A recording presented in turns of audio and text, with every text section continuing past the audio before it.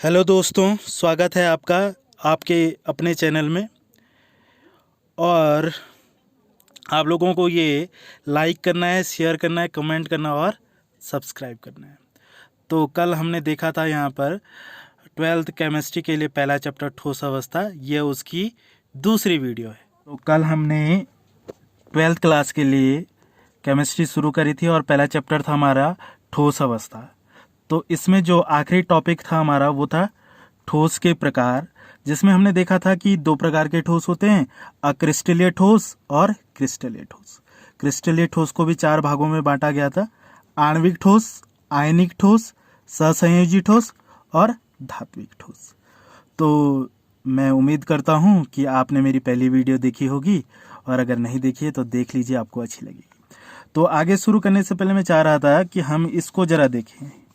ये हमारा क्या है, ठोसों की संरचना, जिसमें ये कण गोले एक दूसरे से चिपके हुए हैं।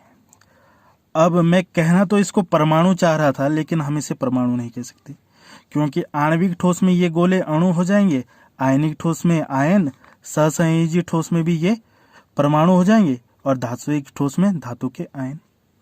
तो इसलिए इन कणों को हम अवयवी कण कहते हैं या घटक कण कहते हैं। ठीक है, समझ में आया? चलो बढ़िया, आगे चलते हैं। आज हम शुरू करते हैं क्रिस्टलीय ठोस और उसकी परिभाषा देखेंगे। तो क्रिस्टलीय ठोस में देखेंगे, जब किसी ठोस में अवयवी कण, जब किसी ठोस में उसके अवयवी कण त्रिविमीय, ये शब्द आप देख लेना, हम इसे आगे डिस्कस करेंगे। तो जब किसी ठोस में उसके अवयवी कण त्रिविमीय क्रिस्टल जालक में नियमित क्रम से व्यवस्थित रहते हैं, उसे क्रिस्टलीय ठोस कहते हैं। यानी कणों की जो व्यवस्था है वो नियमित होनी चाहिए, रेगुलर। ठीक है, तो इस ठोस को क्या बोलेंगे? क्रिस्टलीय ठोस। इसके दो तीन गुण देख लेते हैं हम। तो पहला गुण तो ये होता है कि इन ठोसों में कण व्यवस्थित होते हैं।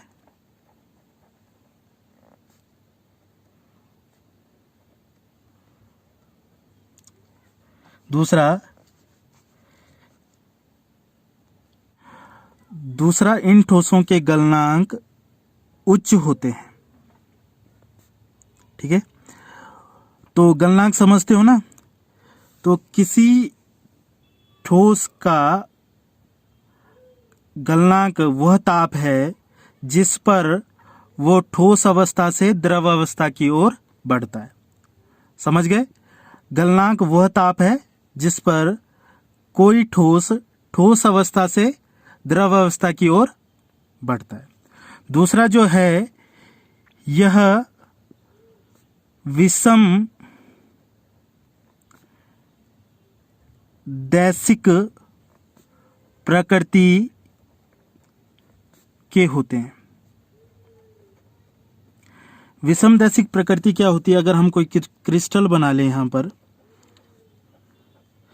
और इस कण को हम अगर मानक मानकर किसी भी दिशा में जाएं और उनकी प्रत्येक दिशा में कोई भी गुण अलग अलग आए, तो उस प्रकृति को कहते हैं विषम दैशिक प्रकृति। क्या कहा मैंने? किसी भी कण को मानक मानकर किसी भी दिशा में जाने पर या अलग अलग दिशा में जाने पर अगर उनका कोई भी गुण अलग अलग आए, तो इस प्रकृति को कहते हैं विषम दैशिक प्रकृति। ठीक है, ये समझ में आ गया? आगे चलते हैं हम अगले ठोस की ओर, जो है अक्रिस्टलीय ठोस। इसको हम नॉन क्रिस्टलाइन सॉलिड कहते हैं या अमॉर्फस सॉलिड कहते हैं। ठीक है, इसमें जब किसी ठोस में उसके अवयवी कण त्रिविमीय क्रिस्टल जालक में अनियमित क्रम से व्यवस्थित रहते हैं, उस क्रिस्टल को अक्रिस्टलीय ठोस कहते हैं। या उस ठोस को, सॉरी मैंने गलत कह दिया, उस ठोस को अक्रिस्टलीय ठोस कहते हैं। इसके गुण के बारे में देखेंगे पहला गुण तो यही कि इसके अवयवी कण अव्यवस्थित रहते हैं।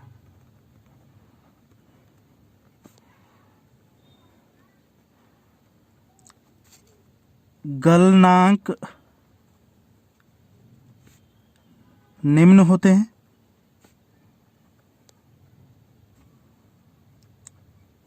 ठीक है, गलनांक समझते हो ना, इनके कम होते हैं, निम्न होते हैं। और तीसरा गुण है यह समदैशिक प्रकृति के होते हैं। अब समदैशिक प्रकृति भी समझ लो। हमने कोई क्रिस्टल चालक उसके कण बनाए और किसी भी कण को मानक मानकर उसकी अलग अलग दिशाओं में गए और उनके सभी गुण समान आए। जैसे हम इस तरफ गए, तापमान से सेम आया, इस तरफ भी गए तो इसका तापमान यहाँ भी समान था। तो इस प्रकार के अवयवी कण को इस प्रकार के गुण को कहा जाता है समदैशिक प्रकृति, या इस प्रकार की प्रकृति को कहा जाता है समदैशिक प्रकृति। चलो आगे देखते हैं क्रिस्टलीय ठोस तथा अक्रिस्टलीय ठोस में अंतर। वही चीजें जो हमने पीछे करी हैं वही चीजें यहाँ दोहरानी है। ठीक है, तो जैसा इसमें लिखेंगे अवयवी कण व्यवस्थित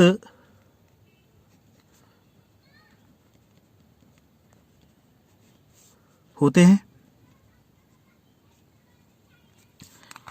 या यहाँ पे हम नियमित भी लिख सकते हैं, नियमित क्रम में। ठीक है, यहाँ लिखेंगे अवयवी कण अनियमित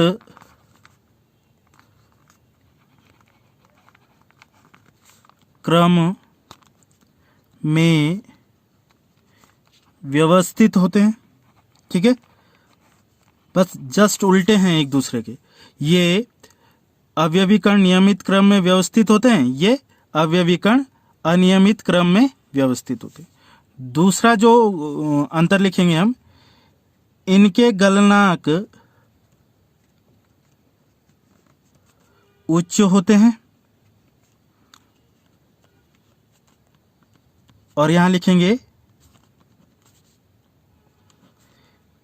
इनके गलनांक निम्न होते हैं।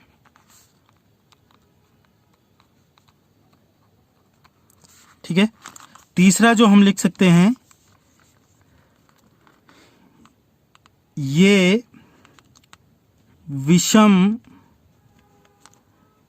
दैशिक प्रकृति के होते हैं और ये समदैशिक प्रकृति के होते हैं। ठीक है, इन ठोसों को वास्तविक ठोस कहा जाता है। इन ठोसों को वास्तविक ठोस कहा जाता है और इनको अतिशीतित द्रव या छदम ठोस कहा जाता है। छदम यानी झूठा। अगर इनके हम उदाहरण देखें तो जैसे NaCl, ठोस, बर्फ इत्यादि, और इनके एग्जाम्पल देखेंगे रबड़, प्लास्टिक और एक है कांच। ठीक है, अब अगला जो टॉपिक हमारे पास आता है वो है क्रिस्टलीय ठोसों का वर्गीकरण। ठीक है, तो इसमें जो पहला है हमारे पास वो है आयनिक ठोस। जैसे आयनिक ठोसों में जो अवयवी कण होते हैं वो आयन्स होते हैं। आयन हमारे पास दो प्रकार के हो सकते हैं, धनायन और ऋणायन। ठीक है, अब आप लोगों को आयनिक बॉन्डिंग पढ़ी होगी, आपने आयनिक आबंध पढ़ा होगा। तो आयन्स के बीच में जो आकर्षण बल लगता है उसे कहते हैं विद्युत स्थैतिक आकर्षण बल, और इसी बल को आयनिक बल भी कहा जाता है। ये काफी प्रबल होता है और इसे तोड़ने के लिए अधिक ऊर्जा की आवश्यकता होती है, इसलिए इनके गलनांक अति उच्च होते हैं। और इनमें आयनिक ठोसों के उदाहरण हम देखें तो जैसे NaCl, KCl, CaCl2 इत्यादि। हम आगे जाकर इनके कुछ एग्जाम्पल्स देखेंगे और आगे आप एक फोटो में आयनिक क्रिस्टल का एक उदाहरण देखेंगे। ठीक है, तो अगला जो ठोस है हमारे पास वो है आणविक ठोस। आणविक ठोस में जो अवयवी कण होते हैं वो होते हैं अणु। ठीक है, और इनमें जो आकर्षण बल पाए जाते हैं वो होते हैं वांडर वॉल बल, वांडर वॉल आकर्षण बल। ठीक है, अब ये क्योंकि दुर्बल होते हैं, अत्यधिक कमजोर होते हैं, इसलिए इनके गलनांक कम होते हैं। ठीक है, क्यों होते हैं? क्योंकि इन्हें तोड़ने के लिए ऊर्जा की कम आवश्यकता होती है, और कम आवश्यकता होती तो गलनांक भी क्या होता है? कम। आणविक ठोसों में गलनांक कम होते हैं। ठीक है, और इनके जो उदाहरण हैं वो हैं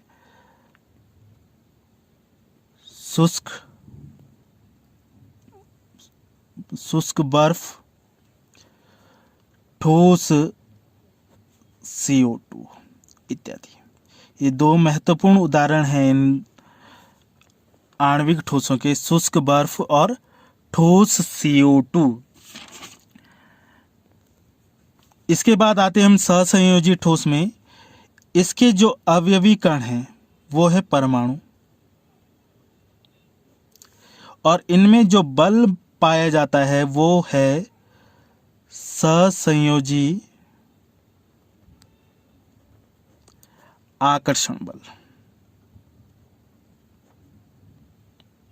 ठीक है, और इनके गलनांक ये, क्योंकि ये भी अति उच्च कोटि के प्रबल आकर्षण बल होते हैं, इस कारण से इनके गलनांक भी अति उच्च होते हैं। उदाहरण के तौर पे हम देखेंगे तो जैसे हीरा, ग्रेफाइट इत्यादि के क्रिस्टल, हीरा ग्रेफाइट के क्रिस्टल। अगला जो हमारा पास ठोस है वो है धात्विक ठोस, और धातु से तो आप लोग परिचित हैं ही। इनके जो अवयवी कण होते हैं वो होते हैं धात्विक परमाणु, और इनमें जो बल पाया जाता है वो पाया जाता है धात्विक बल। इनके गलनांक मध्यम कोटि के होते हैं, मध्यम और उच्च कोटि के होते हैं दोनों। कुछ धात्विक ठोस उनमें धात्विक बल कमजोर पाया जाता है, इसलिए उनके गलनांक मध्यम होते हैं। कुछ में जैसे आयरन हो गया, निकेल हो गया, इनमें उच्च कोटि का प्रबल धात्विक बल पाया जाता है, इसलिए उनके गलनांक उच्च होते हैं। उदाहरण में वही Fe, कोबाल्ट, निकेल इत्यादि। अब आप लोगों को एक चीज ध्यान देनी है कि मैंने इनकी परिभाषाएं क्यों नहीं लिखाई, क्योंकि ये परीक्षा में नहीं आता है। आप लोगों को सिर्फ इनकी बेसिक जानकारी रखनी है कि आयनिक ठोस क्या होता है, आणविक ठोस क्या होता है, सहसंयोजी ठोस क्या होता है, और धात्विक ठोस क्या होता है, और इनके क्या क्या उदाहरण हो सकते हैं। तो आगे बढ़ते हैं। आप लोगों ने ठोस तो समझ ही लिया है। अब एक एग्जाम्पल देख लेते हैं कि मैंने ये दीवार बनाई मैंने, और मैक्सिमम सारी दीवारें तो ईंटों की बनती है। ठीक है, हर दीवार का जो छोटी इकाई होती है वो क्या मान लेते हैं? ईंट। ठीक है, तो उसी तरीके से जो क्रिस्टल होता है हमारा, इसको हम क्रिस्टल में जो सबसे बड़ा तंत्र होता है, जैसे घर में दीवार होती है ना सबसे बड़ी, उसे ईंट से बनाया जाए, वैसे ही ठोस में हम जो ये बड़ा तंत्र है इसे कहते हैं हम क्रिस्टल जालक। ठीक है, क्या कहते हैं? क्रिस्टल जालक। और ये जो सबसे छोटी इकाई है इसे कहते हैं हम एकक कोष्ठिका या इकाई सेल। और ये दोनों ही टॉपिक हमारे लिए बहुत इंपॉर्टेंट है, इन्हें हम आगे देखते हैं। ठीक है, कौन कौन से? एक क्रिस्टल जालक और एकक कोष्ठिका, दो टॉपिक है ना, क्रिस्टल जालक और एकक कोष्ठिका, या इसे क्या कहते हैं हम? इकाई सेल। तो सबसे पहले देखते हैं क्रिस्टल जालक क्या है, उसके बाद बात करते हैं हम इकाई सेल क्या है। तो किसी भी क्रिस्टल में अवयवी कणों, अब अवयवी कण में क्या क्या हो सकते हैं? परमाणु हो सकता है, अणु हो सकता है, आयन हो सकता है। किसी भी क्रिस्टल में अवयवी कणों या अवयवी कणों के समूह की व्यवस्थित त्रिविमीय व्यवस्था को क्रिस्टल जालक कहते हैं। मैंने पीछे कहा था कि मैं त्रिविमीय को समझाऊंगा, तो यहाँ पे देख लो, जब हमारे पास सिंपल एक लाइन होती है तो उसे हम कहते हैं एक विमीय। ठीक है, और जब दो लाइनों का ऐसा तंत्र हो, एक्स वाई प्लेन पढ़ा है ना मैथ्स में, एक्स और वाई, इसको क्या कहते हैं? द्विविमीय। और एक और होता है जिसमें तीन विमाएं होती हैं, एक्स वाई जेड, इसे कहते हैं त्रिविमीय। ठीक है, ये होगी हमारी लंबाई, चौड़ाई, ऊंचाई। ठीक है, इसी से हमारा क्रिस्टल जालक बनना है। तो फिर से एक बार देख लेते, किसी भी क्रिस्टल में अवयवी कणों या अवयवी कणों के समूह की व्यवस्थित त्रिविमीय व्यवस्था को क्रिस्टल जालक कहते हैं। किसी क्रिस्टल जालक में अवयवी कणों की स्थिति को जालक बिंदु कहा जाता है। अब देखो, जैसे ये कोई क्रिस्टल जालक है और यहाँ पे कोई अवयवी कण है, तो इस स्थिति को कहते हैं जालक बिंदु। ठीक है, क्रिस्टल जालक समझ गए, जालक बिंदु समझ गए। ये क्रिस्टल जालक के आप लोग 3D संरचना देखेंगे, इसको अच्छे से समझेंगे किस तरीके से एक यूनिट सेल पूरे क्रिस्टल का निर्माण कर रही है। ठीक है, तो आपको ये संरचना दिख रही है जिसमें ये नीला सा आयन दिख रहा है ना, ये अवयवी कण है, जिसे एटम आयन या मॉलिक्यूल भी हो सकता है। अब इसके बाद आप लोग देखेंगे कि ये यूनिट सेल है, यानी इकाई सेल है, एकक कोष्ठिका है। ठीक है, अब आते हैं हम एकक कोष्ठिका या इकाई सेल में। इसकी डेफिनेशन देखेंगे, किसी क्रिस्टल जालक की वह सूक्ष्मतम इकाई जो बार बार पुनरावृत्त होकर किसी दिए गए पदार्थ का संपूर्ण क्रिस्टल का निर्माण करती है, एकक कोष्ठिका कहलाती है। समझ गए? वो छोटी से छोटी इकाई जो दिए गए किसी पदार्थ का संपूर्ण क्रिस्टल का निर्माण करती है, उसे एकक कोष्ठिका कहते हैं। समझ गए? अब एकक कोष्ठिका के प्रकार के बारे में पढ़ते हैं।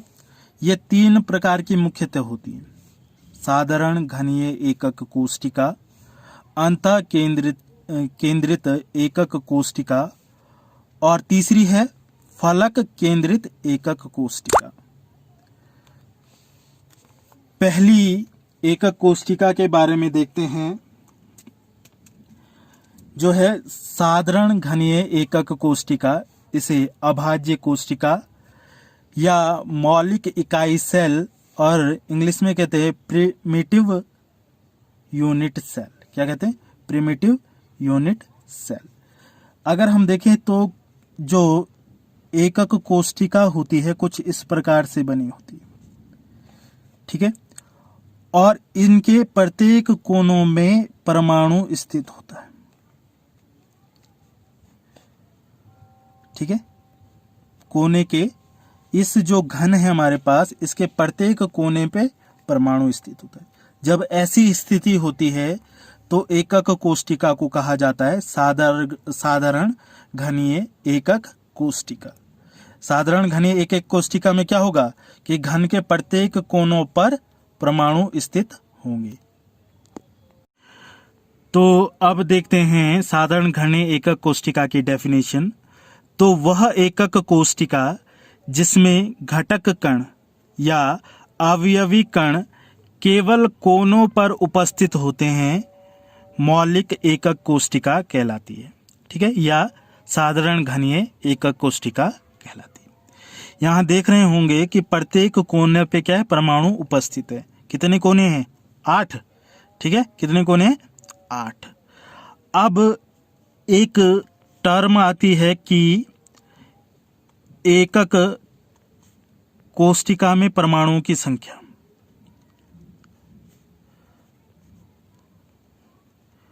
परमाणुओं की संख्या।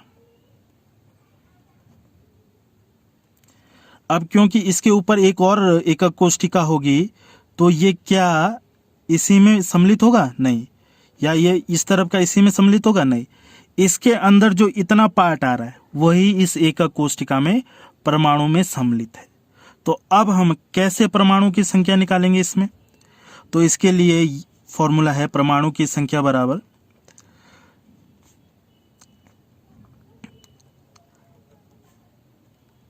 1/8 गुणा गया कोनों पर उपस्थित परमाणुओं की संख्या। ठीक है, अगर हमें साधारण घनीय एकक कोष्ठिका में परमाणुओं की संख्या निकालनी है तो उसके लिए हम सिर्फ यहाँ पे ये वाला पार्ट लगाएंगे, 1/8 कोनों पर उपस्थित परमाणुओं की संख्या। अब चूंकि इसमें 8 कोने हैं तो 1/8 गुणा गया 8, 8 से 8 कटा, कितना बचा? 1। तो साधारण घनीय एकक कोष्ठिका में परमाणुओं की संख्या 1 होती है। यानी ये सारे परमाणु इस एकक कोष्ठिका में कितना हिस्सा दे रहे हैं? 1। 8 मिलकर कितना दे रहे हैं? 1। ठीक है, और ये है हमारी सरल घनीय या साधारण घनीय एकक कोष्ठिका। इसके 8 कोनों पर हमारे पास ये परमाणु उपलब्ध है, अवयवी कण उपलब्ध है। ठीक है, तो ये जो अवयवी कण हैं ये परमाणु हो सकते हैं, आयन हो सकते हैं। ये हमने अपने सरलता के लिए दूर दूर दिखाए गए, असल में ये चिपके हुए होते हैं। आप लोगों को दिखाई दे रहा होगा। ठीक है, असल में क्या होते हैं? चिपके हुए होते हैं, इनके बीच में दूरियां नहीं होती। ये हमारी सरल घनीय एकक कोष्ठिका है और इसके अंदर आप देख रहे होंगे एक घन दिखाई दे रहा है। यानी जो ये परमाणु हैं ये एकक कोष्ठिका के अंदर सिर्फ इतना ही अंश दे रहे हैं अपना। ठीक है, तो इसके आधार पर हम इसके प्रभावी परमाणु संख्या निकालते हम पहले देख चुके हैं। ठीक है, तो ये हमारी सरल घनीय एकक कोष्ठिका का खंड है। अगली जो हमारे पास एकक कोष्ठिका है वो है अंतः केंद्रित एकक कोष्ठिका। उसका हम डायग्राम देखेंगे और फिर हम देखेंगे कि उसकी डेफिनेशन क्या होती है। ठीक है, इस तरीके से हम डायग्राम बना लेंगे। अच्छा, मेरी ड्राइंग इतनी अच्छी तो है नहीं, लेकिन जैसी भी है आप लोगों को मैनेज करना है। ठीक है, तो ये देख लिया हमने, ये बना दिया साधारण घनीय एकक कोष्ठिका। अंतः केंद्रित एकक कोष्ठिका में कोनों पर परमाणु तो होंगे ही, लेकिन इसके अतिरिक्त इस घन के बिल्कुल केंद्र में, इस घन के बिल्कुल केंद्र में भी एक परमाणु उपस्थित होगा। क्या होगा? इस घन के एक केंद्र में भी एक परमाणु उपस्थित होगा। अंतः केंद्रित एकक कोष्ठिका है जिसमें कोनों के अतिरिक्त परमाणु घन के केंद्र में भी उपस्थित होता है, जो आपको ब्लिंक के माध्यम से दिखाई दे रहा है। और इसमें भी परमाणु एक दूसरे से चिपटे हुए होते हैं। ये घन की जो ये वर्ग आप लोगों को दिखाई दे रहा है, इसमें हम देख पा रहे हैं कि इसमें कितना अंश ये अपना दे रहा है। ठीक है, तो ये हमारा अंतः केंद्रित एकक कोष्ठिका है। ठीक है, तो समझ में आ रहा है ना सबको? और ये इसमें दिखा रहा है कि कोने के जो परमाणु हैं वो कितना अंशदान कर रहे हैं और बीच में जो परमाणु है वो पूरा का पूरा इसमें उपस्थित होता है। तो जब हम इसके परमाणु की संख्या निकालती है तो कोनों के 1/8 को लेकर और ये वाला हम पूरा का पूरा जोड़ देते हैं। चलो अब देखते हैं इसकी डेफिनेशन। अंतः केंद्रित एकक कोष्ठिका की डेफिनेशन क्या होगी, परिभाषा क्या होगी? तो वह एकक कोष्ठिका जिसमें घन के कोनों के अतिरिक्त एक घटक या अवयवी कण घन के केंद्र पर भी उपस्थित होता है अंतः केंद्रित एकक कोष्ठिका कहलाता है। ठीक है, ये मैंने लिखा नहीं, आप लोग लिख सकते हैं। वह एकक कोष्ठिका जिसमें घन के कोनों के अतिरिक्त एक घटक कण घन के केंद्र पर भी उपस्थित होता है। ये देख लिया आपने, डायग्राम समझ में आ गया होगा। अब हम इसमें परमाणुओं की संख्या निकालते हैं। संख्या, ठीक है, तो इसमें कोनों पर हैं तो क्या लिखेंगे, 1/8 इंटू कोनों पर उपस्थित कणों की संख्या प्लस केंद्र पर उपस्थित कणों की संख्या। ठीक है, तो 1/8 इंटू कोनों पर कितने, 8। अब देखो केंद्र वाले पे क्यों नहीं करा, क्योंकि ये घन के केंद्र के अंदर है, तो ये पूरा का पूरा इसी परमाणु इसी एकक कोष्ठिका में होगा। ये परमाणु इसी एकक कोष्ठिका के अंदर होगा, तो इसे पूरा लेंगे। तो 8 से 8 कट जाएगा, यानी 1 + 1, और हमारे पास अंतः केंद्रित एकक कोष्ठिका या इसे हम BCC कहते हैं, इसमें कितने होंगी परमाणुओं की संख्या, 2। ठीक है, इसके बाद अब हम यहाँ पे अगला जो हमारे पास एकक कोष्ठिका है तीसरी, उसके बारे में बात करते हैं, फलक केंद्रित एकक कोष्ठिका। ठीक है, तो हमारे पास पहले हम सरल घनीय बना लेंगे, क्योंकि सभी एकक कोष्ठिका सरल घनीय से बनती है। ठीक है, तो ये बना दिया हमने। इसके प्रत्येक कोनों पे क्या होगा, परमाणु स्थित होगा या घटक कण स्थित होगा। इन कोनों के अतिरिक्त प्रत्येक फलक, ये जो सामने वाली साइड दिख रही है ना आपको दीवार, इस पे के केंद्र पर भी एक घटक कण होगा। आगे वाली है तो पीछे वाली पे भी होगा, इस तरफ भी होगा, इस वाली फलक पे भी होगा, और एक नीचे एक ऊपर। तो 1 2 3 4 5 6, यानी 6 घटक कण अतिरिक्त है। यानी घन की जो 6 फलक होती हैं उनके केंद्र पर भी एक घटक कण उपस्थित होगा। प्रत्येक फलक के केंद्र पर क्या होगा, एक घटक कण उपस्थित होगा। ठीक है, समझ गए। इसके बाद इसकी डेफिनेशन देखेंगे। वह एकक कोष्ठिका जिसमें घन के केंद्र के अतिरिक्त घन के फलक के केंद्र पर भी अवयवी कण उपस्थित होते हैं, क्या कहलाएगी, एकक कोष्ठिका, फलक केंद्रित एकक कोष्ठिका कहलाएगी। ठीक है, तो क्या कहलाएगी, फलक केंद्रित एकक कोष्ठिका। इसमें हम परमाणुओं की संख्या निकालेंगे कि कितने होंगे। तो परमाणु की संख्या देखेंगे तो 1/8 गुणा गया 8, कहाँ स्थित है, कोनों पर, प्लस अब ये 6 फलकें हैं तो इसके लिए 3 1/3 लेते हैं, और फलकों के केंद्र पर उपस्थित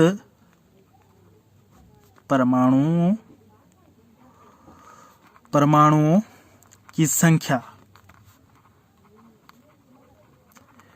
तो कितनी हो जाएगी, 1/8 यानी 1, और 1/3 गुणा गया कितने हैं, 6, तो 3 से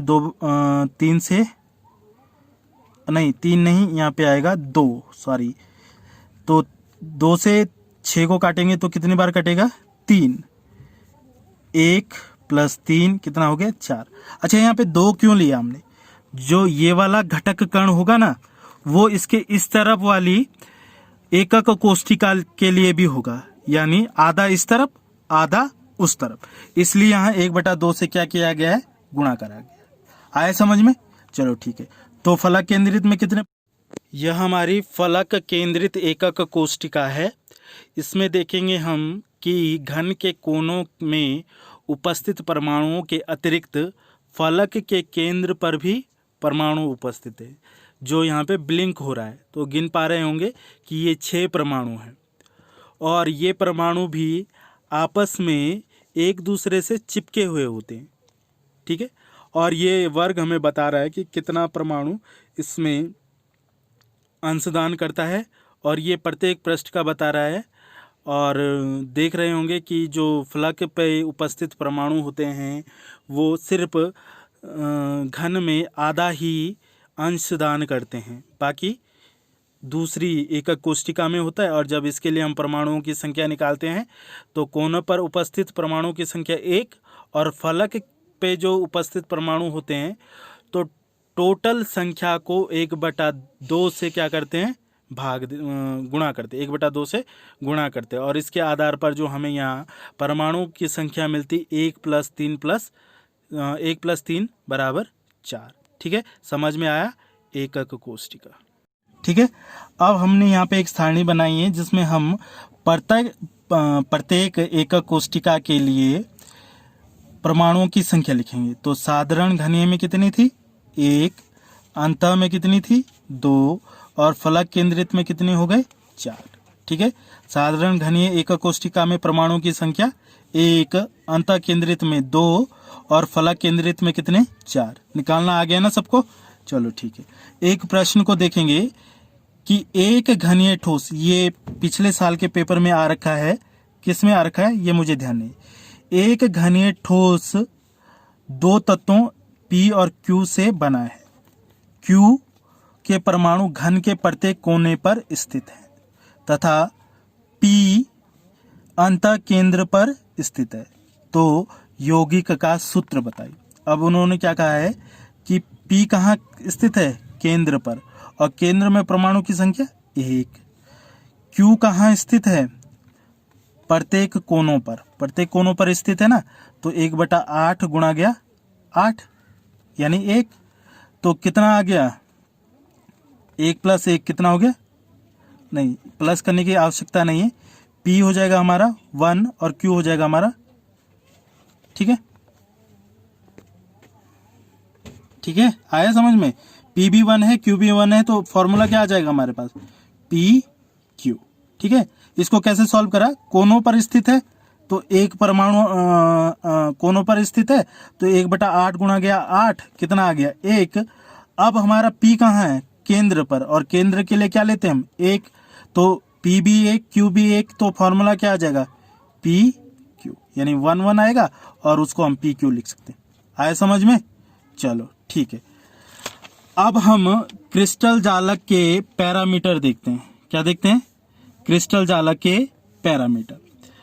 तो हम यहां पर देखेंगे, पहले हम एक घन बना लेते हैं। ये हमने घन बना लिया। अब देखो इसे क्या कहते हैं हम, लंबाई, इसे क्या कहते हैं चौड़ाई, इसे क्या कहते हैं ऊंचाई। ठीक है, अब यहां हमें कैसे लेना है, इसको कहेंगे हम A, इसको कहेंगे हम B, इसको तो B ही कहेंगे, पर जो ये H है इसको कहेंगे C। अब हमारा यहाँ पे भी क्या करना है, इनके जो ये कोण है ना 1 2 3, इनको भी नाम देना है। तो A और B के बीच में अल्फा, और B और H के बीच में बीटा, और C और A के बीच में गामा। यानी A B C alpha beta और गामा, ये 4 पैरामीटर है क्रिस्टल जालक के लिए। Sorry 6, 1 2 3 4 5 6, A B C alpha beta gamma, ये 6 पैरामीटर है किसी क्रिस्टल जालक के लिए। अगर इन्हीं पैरामीटर के आधार पर हमें अलग अलग क्रिस्टल तंत्र देखने को मिलते हैं। तो आगे जो हमारा अगला टॉपिक है क्रिस्टल जालक तंत्र के प्रकार, और ये मुख्यतः 7 प्रकार के होते हैं। इनके बारे में हमें ज़्यादा नहीं जानना है, सिर्फ बेसिक नॉलेज रखनी है, क्योंकि ये एग्जाम में नहीं आता। मोस्ट इम्पॉर्टेंट ये है, और इसमें भी हम आगे देखेंगे इसके टाइप्स क्या क्या हो सकते हैं। तो ये भी ज़्यादा खास पूछा नहीं जाता है, बस हमें सिर्फ बेसिक नॉलेज रखनी। तो पहला है घनीय तंत्र, जिसे क्यूबिक कहा जाता है। इसमें लंबाई चौड़ाई ऊंचाई यानी A B C तीनों बराबर, gamma beta alpha beta gamma तीनों बराबर, वो भी 90 के, और इसको कहा जाता है सरल घनीय तंत्र। ठीक है, इसके बाद आता है हमारे पास टेट्रागोनल या चतुष्क कोणीय तंत्र, जिसमें क्या होता है, दो भुजाएं तो बराबर होती हैं, ये दोनों भुजा बराबर, लेकिन ये क्या हो जाती, अलग हो जाती, और इसमें तीनों एंगल बराबर होते। इसके बाद हम अगले तंत्र पे आते हैं जिसे रोम्बोहेड्रल कहा जाता है या त्रिकोणीय तंत्र। इसमें भुजाएं तो तीनों बराबर होती हैं और कोण भी तीनों बराबर होते हैं, लेकिन वो 90 नहीं होते। भुजाएं भी बराबर, कोण भी बराबर, लेकिन वो कोण 90 नहीं होते, इसलिए इसको क्या कहा जाता है, रोम्बोहेड्रल। इसके बाद जो अगला हमारे पास तंत्र आता है वो है विषम लंबाक्ष, जिसे ऑर्थोरोम्बिक भी बोलते हैं। इसमें तीनों भुजाएं अलग अलग होती हैं। क्या होती, तीनों भुजाएं अलग अलग होती हैं, और इनके जो कोण होते हैं वो क्या होते हैं, 90 होते हैं। ऑर्थो का मतलब ही 90 होता है, यानी दो लाइनों के बीच 90 का कोण बनना। आई बात समझ में। इसके बाद जो अगला है हमारे पास मोनोक्लिनिक एकंताक्ष तंत्र। इसमें तीनों भुजाएं अलग अलग, दो कोण समान होते हैं, यानी एक अल्फा कहाँ बनता है, यहाँ पे, और गामा कहाँ पे बनता है, यहाँ पे नहीं, यहाँ पे मान के चलते हैं, कहीं भी जो भी दो 90 हो उनको गामा बोल सकते हैं। तो इनके दो कोण तो 90 होते हैं और एक कोण अलग होता है, 120 भी नहीं होता है, और इनके बराबर भी नहीं होता है। 120 से छोटा बोल सकते हैं हम इसको, 120 से छोटा होता है। आई बात समझ में, 120 से छोटा, और इन दोनों के बराबर भी नहीं। अगला जो हमारे पास है वो से बोलता है ट्राइक्लिनिक या त्रिताक्ष तंत्र। इसमें तीनों भुजाएं भी बराबर नहीं, तीनों कोण भी बराबर नहीं। अंतिम जो हमारे पास क्रिस्टल तंत्र है वो है षटकोणीय तंत्र, या इसको हेक्सागोनल भी कहते हैं। इसमें दो भुजाएं बराबर होती है, तीसरी भुजा अलग होती है, और इसमें तीनों कोण 90 के बराबर, दो कोण 90 के बराबर होते हैं और एक कोण 120 होता है। ठीक है, हेक्सागोनल। ये हमारे 7 क्रिस्टल जालक तंत्र हो गए। इसमें भी और भी क्रिस्टल्स होते हैं जिन्हें ब्राविस क्रिस्टल कहा जाता है, वो हमारे एकक कोष्टिका को सम्मिलित। अब इसमें भी देखिए, अगर एक, ये तो सिंपल हमारी घनीय होगी, इसमें अगर क्यूबिक आ गई और फिर एक तो अंत केंद्रित वाली आ जाएगी, एक फलक केंद्रित और एक सरल, तो इसके कितने हो गए, 3, फिर इन्हीं तरीके से, तो वो हमारे 14 हो जाते हैं। लेकिन वो हमारे 12th के लेवल से पे नहीं है, और ना ही इससे उत्तराखंड बोर्ड प्रश्न पूछता है। तो इस पे आप लोगों को अपना समय बर्बाद नहीं करना है, सिर्फ समझना है और इनको डायग्राम्स को बना लेना है कॉपी पे, ताकि आप लोगों को इसका आइडिया रहे, और बोर्ड परीक्षा के लिए इसे आपको नहीं पढ़ना है। ठीक है, एक ये डायग्राम है, इसके माध्यम से आप इन चित्रों को सही से बना सकते हैं। अगला जो टॉपिक आता है हमारे पास वो है समन्वय या उप सहसंयोजन संख्या। अब होता क्या है कि हमारे पास हमने ये क्रिस्टल बना दिया